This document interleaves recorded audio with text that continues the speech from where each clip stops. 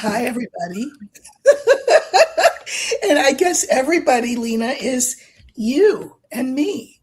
Yes. I don't see any comments. And as I noted to you, welcome, by the way, to everybody who will watch this in replay because we know you will indeed do that.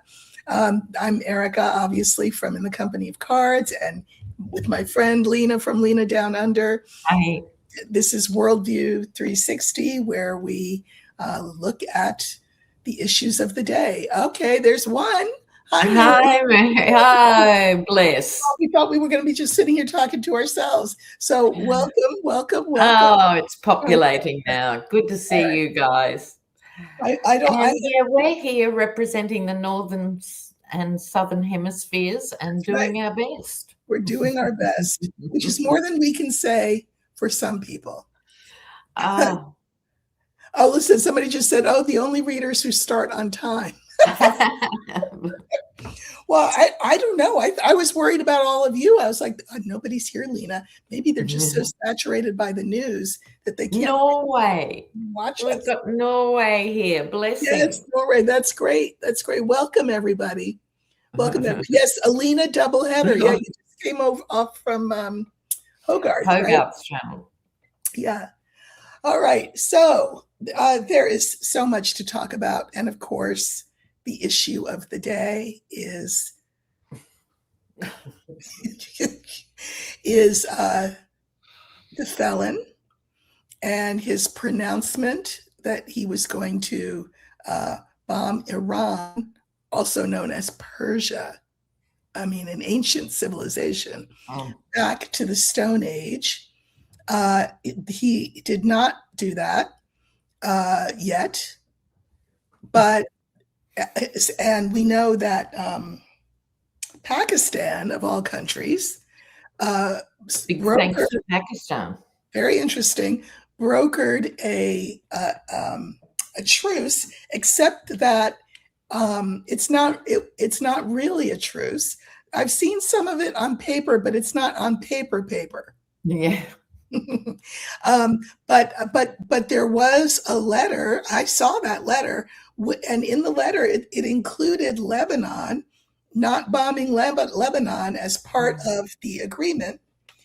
The felon has said, oh yeah, no, Lebanon's not included. Of course, because his friend Bibi Netanyahu didn't want Lebanon included. They want to continue to bomb Lebanon. So Iran says, as of this evening, that the truce is null and void because America has already breached several of the terms. So game back on. And here's the problem, that this is a legendarily unreliable man. Right. And cabinet. Right. And so we've got to remind ourselves too, in 3 of the meetings leading up to the first big bombing, they attacked Iran while the meeting was on. Right. In fact, there's going to be court cases in years to come, I think, about Kushner, luring in Iranian leaders, and then right. So they're not playing by the rules, and Israel is certainly not playing by the rules of this ceasefire. No, I mean, this is very bad. As I said to Lena before we went on, I mean, we've known that he was bad from the beginning, but a corner has been turned. And I think that America will never, ever be what it purported to be. I was going to say what it once was, but it never was that. I think that we will be hard pressed to gain the confidence of the world, the trust of the world. I know that at Davos, we're not even invited to the big kid table. I think that the other countries will continue to talk to us, but kind of in that polite way that you talk to somebody at a cocktail party as you look over their heads at who the real players are that you need to. Yeah, that's a really good visual image of it. He has actually, even though the entire world waits with bated breath on a daily basis. What atrocity has he unleashed overnight? But that has reached critical mass now. Yeah. And he has made it so, because he's also employed such grotesque, inadequate cartoon people for Right. big jobs, Right. the world stopped talking to them. Right. Right. And I'll share a little thing from one of the NATO generals, a French general, and he was asked, this is 2 days ago, what is the US strategy in Iran? What does it look like? And he said in French, the first thing they have to do is stop snorting cocaine off the desk in between meetings. That's right. That's right. This is how now the world is talking about the administration. As an American, somebody just said it's exhausting as an American. I would say it's exhausting as a citizen of the world. Yes. As an American, we should be, you know what? I'm going to say this. We don't have time as Americans to be exhausted. We don't have time. Not time for a lie down. No. We can sleep when we're dead. This is not time to be exhausted. We are exhausting the world. And what needs to happen is that the United States has to act. I was saying to you, Lena, that before we went on, that I have seen several Congress people saying, well, they hope that the 25th Amendment will be enacted.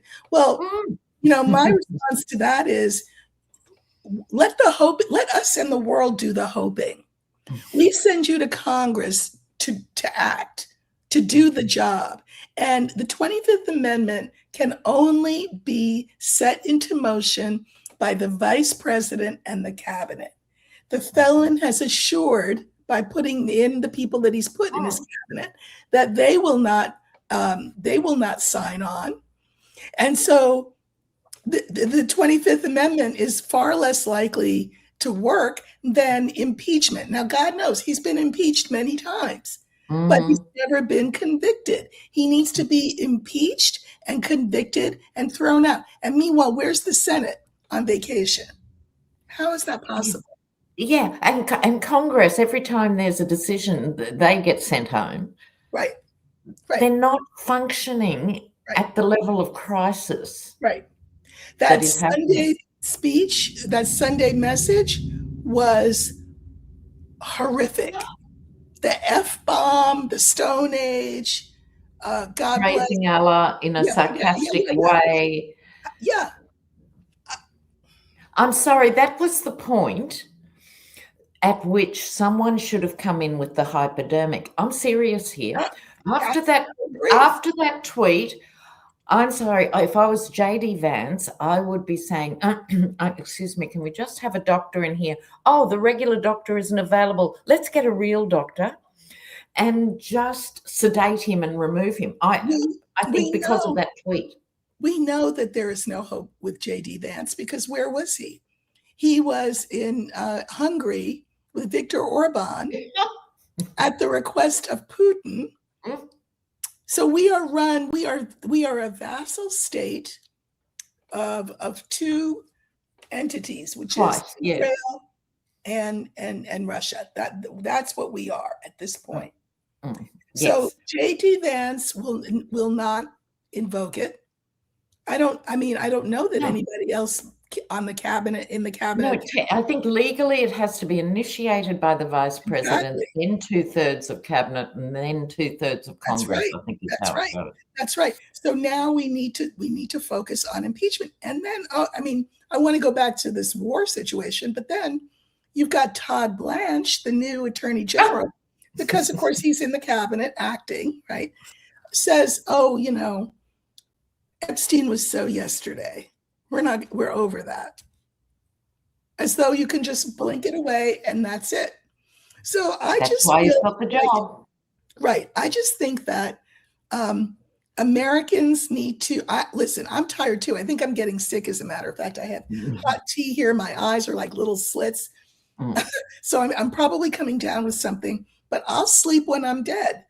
Americans, it is not time to be tired. And another thing that I think Americans need to you know, pardon my soapbox, but this is our platform, so I guess it's my soapbox. It's your soapbox.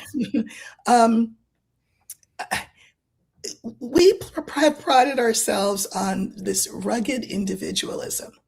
And I see the advantages of it. I see why. I get the point. It plays into the mythology of all of what it means to be an American. But part of rugged individualism seems also to be this fragility. On our last video, a viewer said, "I am so sick of Erica talking about telling people that they're not out protesting enough, they're not doing enough. I protested, but why, if the shoe does not fit, why are you wearing it? Why can we not do what the rest of the world does and think in more collective ways? If the shoe doesn't fit you, I bet you know somebody that it does fit. Have you spoken to them? Are you in dialogue with them? We cannot afford to be tired. We cannot afford to be jaded. We cannot afford to be sort of fatalistic about this. That Easter message, it's not determined at this point. Not yet. Right. And I think what has to happen is that realization, which is not comfortable for any country, and especially America, because you guys don't have a history of self-reflection. It's on to the next shiny, magnificent thing. Let's do more. Let's go higher. And as a nation, very uncomfortable with talking about the uncomfortable stuff. Therefore, nothing gets dealt with. Exactly. So to not think of it as a threat or demand, it's part of growing up. That's right. It's like sitting down with the teenager and having some hard conversations. And we are a teenager relative to the rest of the world. As is white Australia. Certainly relative to Iran, that was Persia. I mean, I don't even know how old they are. I mean, that's an ancient civilization. So yes, we are teenagers and we're acting like teenagers. And and I think part of that is we've all, and now I'm going to collectivize again to the West. So post-war, so I'm talking UK, Canada, Australia, New Zealand, many countries, we sort of settled into the post-war way of doing things, and things got incrementally better in certain directions. And we didn't think we would have to fight for democracy in our lifetimes, right? It seemed settled business, even if lots of other things needed addressing. And no one's going to come and save America except the American people. That's so true. It's huge. It's true. When I was a little girl, we had an assembly and we were singing songs, and my father came. And so one of the songs, the lyric was, "Freedom isn't free. Freedom isn't free. You have to pay a price. You have to sacrifice for your liberty." So after the thing, I said to my father, "Daddy, how did you like our song?" He said, I didn't like it. And I'm like, "Why?" And because he was he was a minister and a kind of a civil rights guy, and not quite a hippie, but sort of. And he thought his thing was, no, people have already sacrificed enough, and freedom should be free. Well, yes, of course. As now here I am, almost 70 years old. I say to my father, who would be 95 right now, yes, that's a very sweet, idealistic perspective for you to have. But in point of fact, the song had it right. Yes, the song was totally right. Totally right, because here we are. Here we are. But Americans are, we're taught that we are entitled. And meanwhile, the whole time we're taught we're entitled, we don't have health care. We don't have family leave for when children are born. There's no pregnancy. Shocking work conditions. It's horrifying, but we've bought this line, and now we're led by this madman, and nobody's doing anything about it. Yes. And I think the Dems have a lot to answer for here. Yes. Erica, too. This is a hinge point of history. Absolutely. Every variation on a theme is now available for Americans to take the reins, reclaim what needs to be reclaimed, and at the same time build on and make better from that point. But the first step is speaking truth to power, and I'm not hearing it from the senior Dems. Second tier Dems, yes. Right.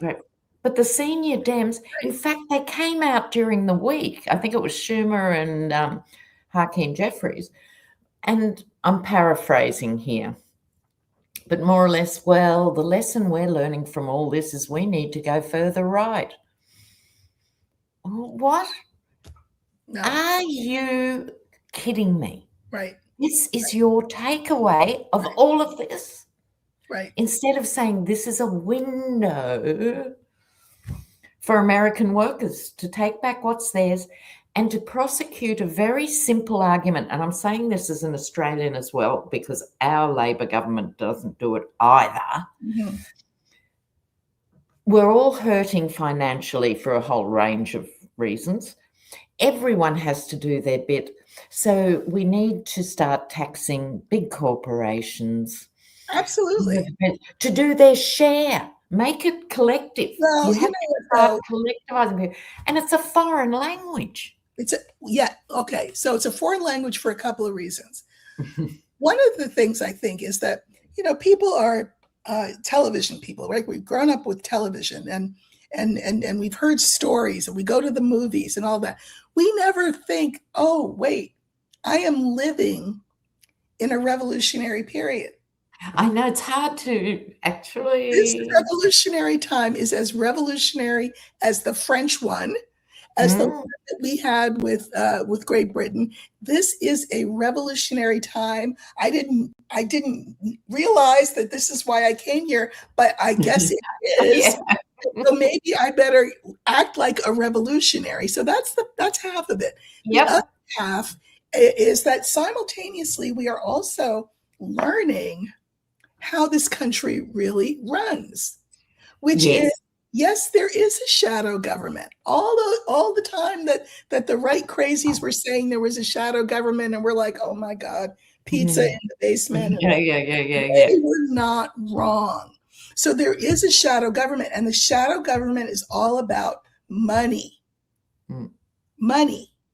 And I mean, I think so there's a lot of things going on simultaneously that it's very hard to keep track of and juggle, but we have to. And the American tendency is to just go to the fainting couch and say, I'm exhausted. I can't, wake me up when it's over.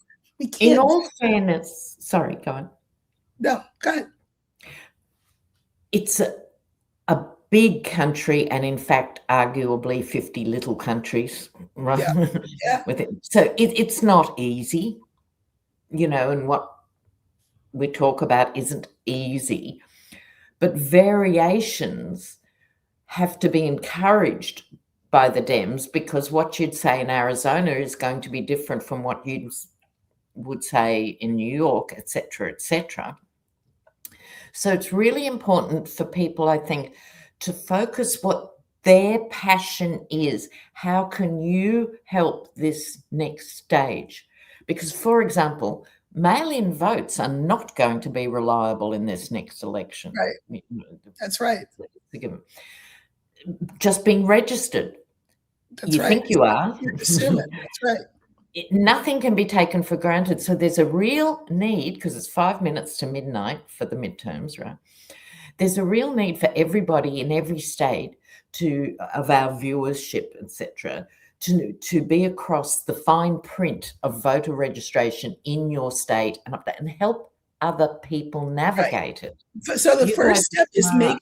make sure that you're registered. Then help other Yes, people whom you know make sure yes, that they are registered. yes. And the other thing is, though, hate to say it, but if there is this sort of shadow government, which I think there is, it's comprised of Republicans and Democrats. And Well, Democrats. yes, it's big money then transcends all the.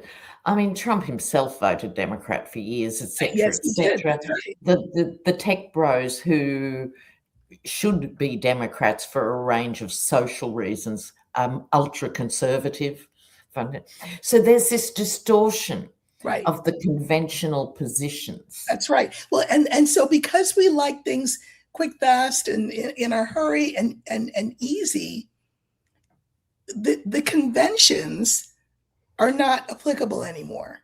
That's Yeah. the thing. It's too simplistic to think Republican, Democrat, bad guy, Mm. good. It doesn't. That's not how this works. And Yes. we have to be a little bit more sophisticated in our Mm. thinking. And if that's too much for you, if you're exhausted by that, at the very least, check your registration. Help your Yes. neighbors check their registrations.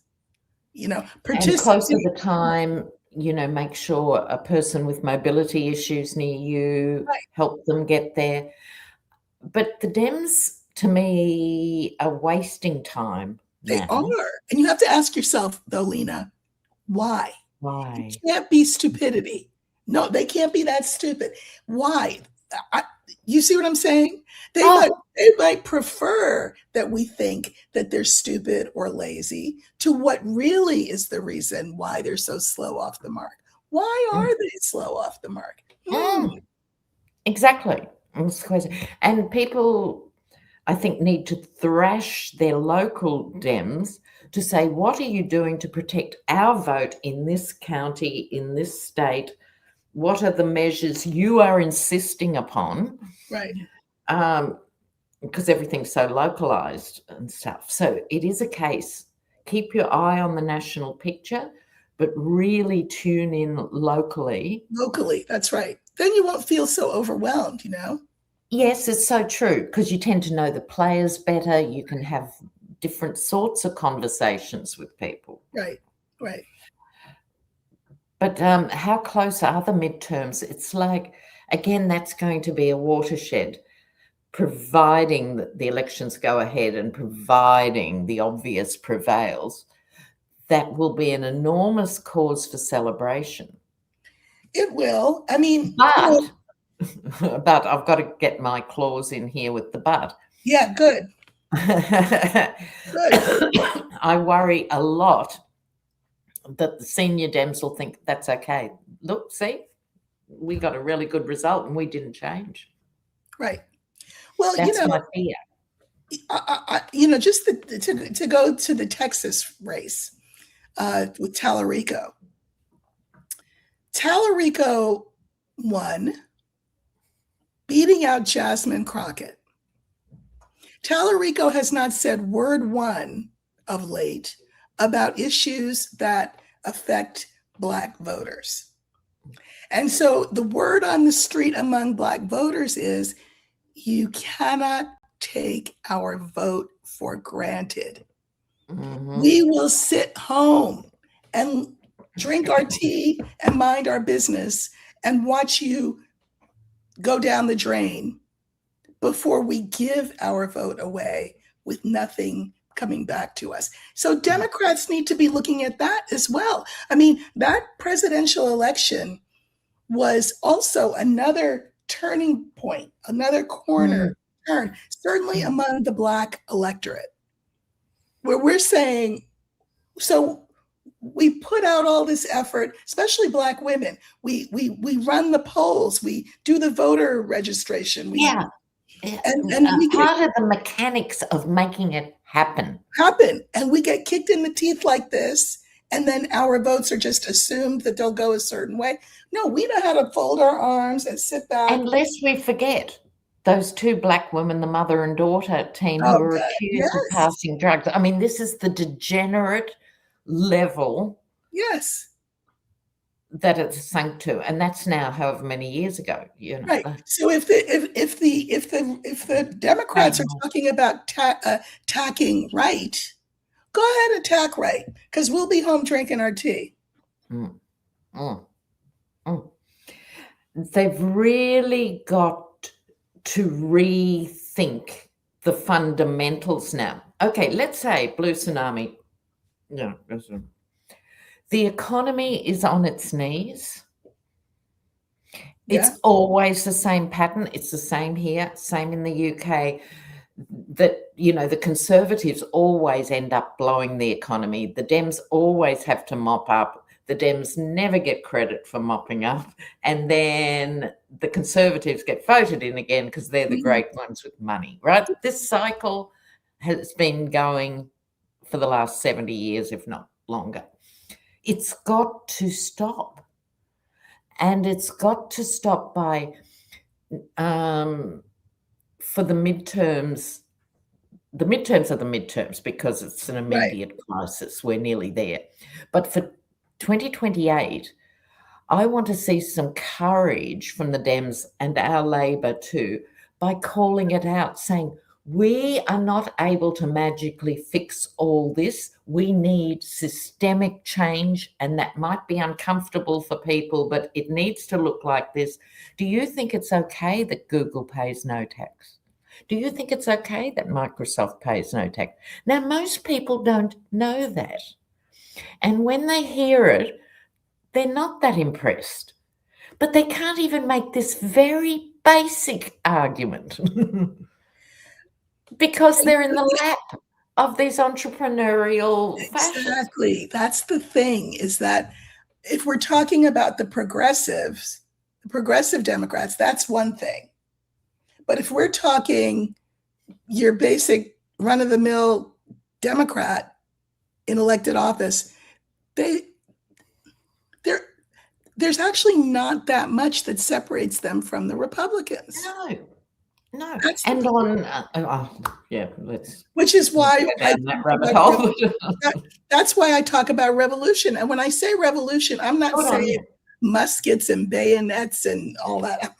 I'm saying an electorate which says we won't have this anymore. It's shocking that people just throw their hands up or watch it like it's a movie and don't demand certain things of their representatives. Eric Swalwell, he was a front runner in the I was very fond of Eric. Governor's race here in California. We were going to vote for him. And now there are allegations from, I think we're up to 11 women. You can guess what the allegations are. He has not spoken about them. I got an email from him today and I said, oh, maybe he's writing me and all the rest of his constituents and telling us, no, he's asking me for money. I'm like, delete. I mean, the house needs to be cleaned. And you know what? I guess, I hate to say this, and, take into account that I'm not 100% feeling myself. But, how people would ask you on your channel and ask me on my channel, how long is this going to go on? I guess we haven't fallen far enough. I guess Easter with the F word was not sufficiently far enough to fall. I guess threatening the Vatican, telling the Pope that he needs to get on board or shut up was insufficient. I guess we need to take a harder fall than some of us hoped we would have to take. And nearer the time, hopefully a candidate will emerge, if not perfect, at least strong. And there's a Canadian comment here that I'd like to share because I think it's talking about exactly this. We finally broke the cycle here in Canada by electing Carney this time. We all pulled together and saw who the conservative candidate really was. Yeah. Well, So proud of my country. Exactly. Under other circumstances, if they hadn't been threatened by the US as a takeover and stuff, they were Maybe that's right. almost there. They were almost voting in the right. Yep. Yep. I mean, we really should take a leaf from our neighbors to the north. We really should. Yeah. But we're too stiff-necked. We're exceptionalist. The shining city on the hill, rugged individuals. Why would we look to another country for how to do things? Yes. This is why, and that's been the problem with healthcare. Yes, healthcare, or we're all right. We're all right. Yes, healthcare, or like Scandinavia's education system, Norway's education system, which is great. Norway's penal system, which is also incredibly enlightened. But because it's Norway and because we didn't think it up, it can't be any good. What's going to happen? Here's what's going to happen. I'm putting my crystal ball. I have a crystal ball somewhere here. My crystal ball tells me we will be brought to our knees.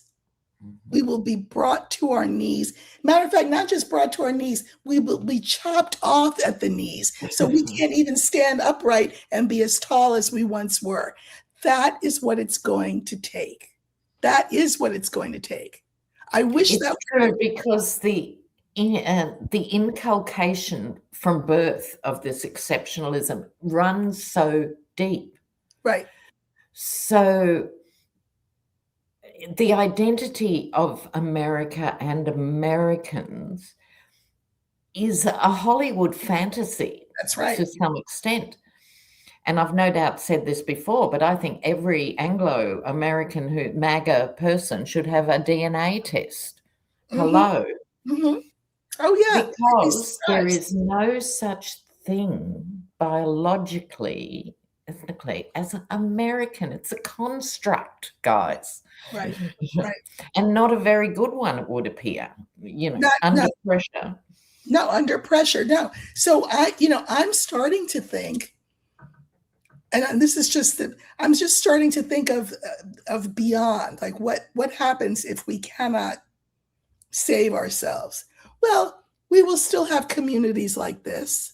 We will still have ways of being subversive in the way of the French Resistance, right? There will always be an underground that can work towards something better, because eventually people will have to see how bad this is. It may be a little late in the day. Yes, but in times of strife, sorry, I was going stress and strife at the same time. In times of strife, the more people you have in your collective, the better off you're going to be as this tumult unfolds. Please don't try and do this on your own. Right. It's tempting to just pull the blanket up over your head and say, wake me up when it's over. No. Yeah. Find your people. We are your people. You are each other's people. So, I mean, I think it will get worse, infinitely worse, before it gets better. Yes, and I think that's the upside of it going so far down the tubes that America will be forced to reinvent itself. That's right. And so, as we've talked about a lot, you using the term right-sizing, it'll be better off as a middle power that actually has a better education system and better health, because not everything will be spent on ruling the world militarily. Exactly. It's not viable. And what's been shown, every conflict since Vietnam, the might does not win. That's right. Because when people are protecting their own countries that go back thousands of years, they'll be there long after the Marines have left. That's right. That's right. So less spent on the military. And again, that's something that America struggles with. Because the military-industrial complex is the root of the shadow government. Yes. It's at the, so that needs to be rooted out, dug out, thrown out. Yep. And that's going to take a long time. and it's going to take the will of the people. Lena, we may not see this in our lifetime. You know, we may not, but that doesn't mean we don't work towards that. Right. And I also think the in-between version, between where we're sitting now and the end of our sort of numbers game, a lot of things can happen. That's right. And I think that's part of our mortal idea of time, racing against time. We have this affliction of thinking our time is massive when in fact it's not. Yeah. And we're part of a continuum. Right.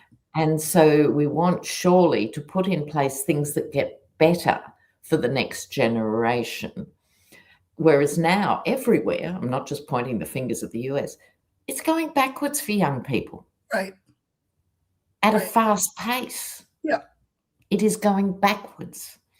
So I'm optimistic that on the other side of this turmoil, people who wouldn't dream about this or talking about this stuff will suddenly be saying, well, actually, yes, I think the billionaires should be taxed more. Well, I think this will actually sort out why can't they pay for school lunches if they're going to do this. I will say one good thing is that MAGA is starting to disintegrate. Yes. They are disillusioned. Why? Because it's affecting them. Things are, they can't afford gas, they can't afford, it's affecting them. That is great news. That's great news. There is no one who will take up that flag and be as charismatic as the felon has been. No, but I think, sorry, go on. No, I just think that, you know, while we're busy making sure that we're registered to vote, another thing some of us can do is really sort of get our heads screwed on right in terms of how we interact with those recently disaffected MAGA people who have to deal psychologically with having been duped, who feel stupid, who understand at bottom that they picked that guy for reasons that are that do them no honor, right? And I don't know about anybody else, but all I want to do is get in their face and say, we told you. And we can't do that. Yeah, I think the problem is they're definitely splintering away over this issue, that issue, all these issues. And you're only left with those who'll worship him if he was just a head in a jar. Right? Which, please God, that's, the picture. Oh, a head in a jar. I love it. I love it. Okay, so that's them. And the rest is splintering with the hair floating. The rest of them still cannot make that connection because now it's shame and pretending, and I didn't really vote for him, and if only this had happened and this didn't happen. They're still not joining two dots, let alone all the dots. So you've got people in border towns who are now getting no Canadian tourists, and they're going bankrupt. This is hotels and restaurants and bait shops and hiring a fishing. They went from saying it was because the Canadian dollar was too high. They'd spent 3 months saying that. Now they've mentioned the T word in the form of tariffs. Oh, actually the tariffs aren't that good for our business. But none of them say it's because our president abused another country, and of course they're upset and they will not be coming back. They can't still make that they have to name his name, as far as I'm concerned. You know, you were saying I think that's true. And the thing is, I want them to name him as the source of their pain and misery. But when you talk about acting locally, this is another example of how we can act locally. Everybody knows somebody like that. I have a nephew. He's Black. Yeah. And he's a groiper, like he's into Trump. Yeah. Or So I know him. I can yoke him up by the collar. Yeah, sure. He's respectful. He's respectful. And say to him, snap out of it. Everybody knows somebody. Everybody knows somebody that you can have a conversation with. And that your job is to actually not do what I just said. No. But symbolically speaking, yeah, the auntie smack. Right. I mean, I think that this is something people have to talk through. Like, how did I get here? What does that say about me? What does that mean? I mean, listen, I don't want to be one of those people that says, forgive them, love them. Don't, whatever, because I'm mad too. I am mad too. But there has to be a happy medium. I don't know, maybe scream into a pillow when you're by yourself. But when you're with them, we have to somehow make room for their awakening. Yes, and I think depending on your own personal philosophy and lifestyle or something, I'm hoping there are people out there who are willing to welcome them in, but it won't be me. See, you listen, you get a pass because you're in Australia, but I don't want it to. We have the right wing factor. Listen, I don't want it to be an election in Australia. Sorry to jump into this. I don't want it to be me either, but it's going to have to be. Yes, but I think there needs to be the discourse to say, I need you to hear and say to me what you think happened. I agree, because otherwise the listening just becomes performative. Whatever they say becomes performative. Yes, you have to tell me where you felt you got sucked in. Yeah, why did you say all those years? Talk. Right. Right. I agree. Yeah. But there was an election in Australia just last week, in South Australia, which is a weird state. I won't go into that. Now, Labor got in, the Dem equivalent, but One Nation, who's our MAGA, surged. Now, they only got 3 seats or something, but for them, that's 0 to 3. Yeah, that's a lot, right? It's not good. It's not good. So we've got ours, and they're the same everywhere too.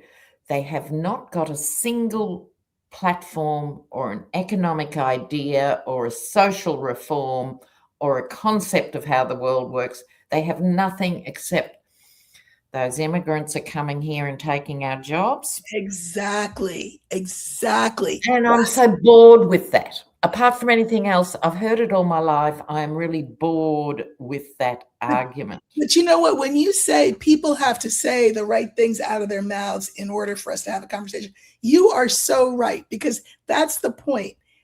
They picked that guy, and they picked Trump because he appealed to their worst instincts. It was not what he was going to do for them. It was who he was against and who he was going to screw. And that's what I mean. It's always couched in a silhouette of negative. Yes. There is no positive. It's not as though anyone, even white folk MAGAs, are going to benefit and everyone else gets left behind. You could sort of understand their rationale if that was the case. Right. But they'd rather drown than save someone else. That's it. But now, now push has come to shove. We are on the banks of a very deep river into which they are about to be thrown in. Without a life preserver or a boat, they cannot swim. No. And so they're going to have to reevaluate. Wait a minute.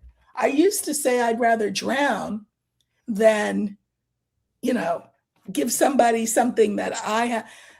Is that really true? Because I think right now it is an existential question, both as a nation state and individually. Exactly. And so that's going on at the individual level and MAGA community level. But the nation state of what's left of America has allowed itself to be prostituted Yep. to such an extent by the most stupid element of American society, the willfully ignorant. Yeah. The Willfully. Yes. real baseline, pus-ridden, unthinking, uncaring worst of America has been allowed to rule for a long time. Yeah. And now they really need to lift the game and say, I was afraid last time as a GOP person, I was afraid of my MAGA voters. I suggest you stop being afraid and do something. Ignore them. I'm into the ignoring stage. Move on. Elevate the middle. The 90 million who didn't vote. Exactly. 90 Exactly. million. Well, that's why you don't want to just make sure that you're registered and encourage your neighbors to check their registrations. You got to say, are you registered? Are you going to vote? And hold their hand through that process. I'll Yeah. bring my laptop to your house while Yeah. you really do that thing. That's right. That's right. You know? Because you're right. I mean, there's that great unwashed mass of people who are just big puddles of inertia. Like they don't care. And that's as bad as anything else. Of course. Not caring at this moment is fatal. It's a crime, really. It's a crime, thank you. Which would make it fatal. There you go. Yeah. Absolutely. Yeah, totally. So, and we're getting uneven. It depends, it's all about the algorithm, isn't it? You can actually go on and get really positive stories of young people in particular who are engaging and, they're really stepping up. Whether it translates into voting is another story. Right. But the youth vote is massively important. It's massively important. A, the actual numbers, B, the vision for the future, and they have to be part of it. They need to be filling actual positions and being welcomed instead of pushed out by the old. And there needs to be age limits. The fact that we've got people in their 90s. Age limits. Our High Court, our equivalent of the Supreme Court, they have to retire at 70. As they should. Now, I'm 70. I might be a bit sensitive about that number, but you know what? I support that policy. Exactly. Because let these young people come up. Let the next gen come up. Right. Let the next gen come up. And you've got to be up for the fight. You've got to have some skin in the game. If you're putting in a policy that's going to affect people in 20 years, and if you think, oh, well, I'll be golfing in Tijuana, that's no good to the country. Right. No. Right. No, I agree. Another thing you can do is watch where you get your news from. We talked about this last week, I think. Heather Cox Richardson, every night, she writes something. Oh, bless her. Yeah. She deserves more than the Pulitzer. She deserves a Nobel. She deserves a Nobel or some kind of prize. Yes. Because it's not easy. She's great. She gives you the historical context. She lets you know what's going on, and she gives you historical context so you understand where this is coming from and where it might be going. She's terrific. Aaron Parnas, again, I don't know how he is standing, but he gives you the news and it's straight and that's it. The Midas people, I mean, there's so many people who are doing good journalism out there. Yes, and there are those who wouldn't describe themselves as journalists, right, but are occupying a regular space like Tennessee Brando and the liberal redneck and those. It's really important to have those voices. Absolutely. Journos and lawyers are doing a great job, but we need those voices as well. That's right. Yeah. So, and there are people doing really good anti-racist work, white people, in numbers and in depth that I never have seen before in my life. I know, it's exciting. So very exciting. Please, viewers, don't think we're all doom and gloom. It's dramatic. It's all fully dramatic, and decisions are incredibly laden with responsibility and Right. stuff. But remember, there's an old saying, be the change you want to See in see. the world. Supposedly that was Gandhi's line. Oh, was it? It's a Supposedly. good line, and Good I line. have to remind myself of it because I'm mortal. We all are. We all are. Oh, wait, hold on. Here in Norway, I want to see what school elections are the most important because they're an indicator of how political parties are perceived in society and how the elections will turn out. So they're wanting to know what young people think. That's Yes, smart. and Another it's smart thing that Norway does. important. Mhm. And others to shout out, yes, Brian Tyler Cohen, Yes, it's great. Jim Acosta, Katie Fang. Yeah. I mean, there's The the I Hit Women. yeah, that's what I was just going to say. I've had it. Women are great. They really held Cory Booker's feet to the fire, which I thought was great. He thought it was going to be a friendly, he could charm these two, Southern ladies. And they really held his feet to the fire about where his money comes from and how he justifies some of his stances. I thought it was terrific. He looked like a worm on a hook.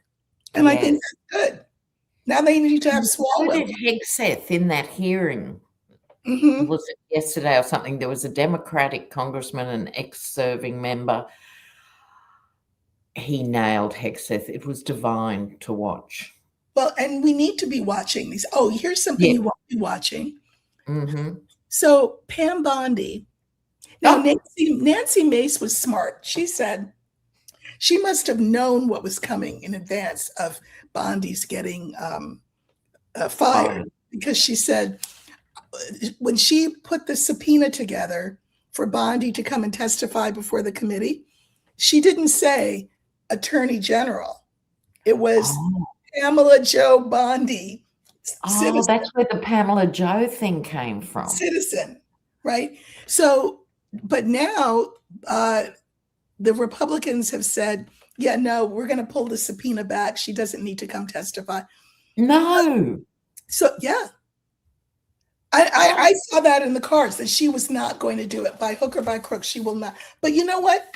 Okay, let's say she doesn't testify. That's fine. Is that not information enough? Yes, exactly. That's all you need to know. That's all and consequence of action. And I think behind the scenes, the Florida Bar Association or whatever she falls under, they're not happy either. There's been a lot of complaints in anticipation. Right. Well, I'm sure she's got some cushy job that apparently it's in the private sector, but it will benefit the felon, apparently. She said, oh, it will help me continue President Trump's great work, whatever. So it may not even be a law thing. It's some private thing where she'll make a lot of money. We can't force her, I guess. Yes. I see why they can't. But see, that's the problem with not having teeth. And all these things have been gentlemen's conventions. Yep, exactly. Right, contempt of Congress. Oh, that's bad. You don't want to go there. Imagine the embarrassment. Right. Of contempt for it's ludicrous now. We've seen such abuse of these conventions. Right. Well, that's why a lot more things need to be codified into actual law. Not this hope for the best stuff. Right. And he wouldn't do that, and she wouldn't do this. And imagine an attorney general doing this. No, they wouldn't. No. Now it does all have to be codified because they can't be trusted. That's right. Listen, it's like banks regulating themselves. They just can't be trusted. Pluto and Aquarius, it's all falling apart. It's all falling apart so that we can look at those pieces, decide what to keep and what to discard. And then and what order they should go back in. That's right. What priorities.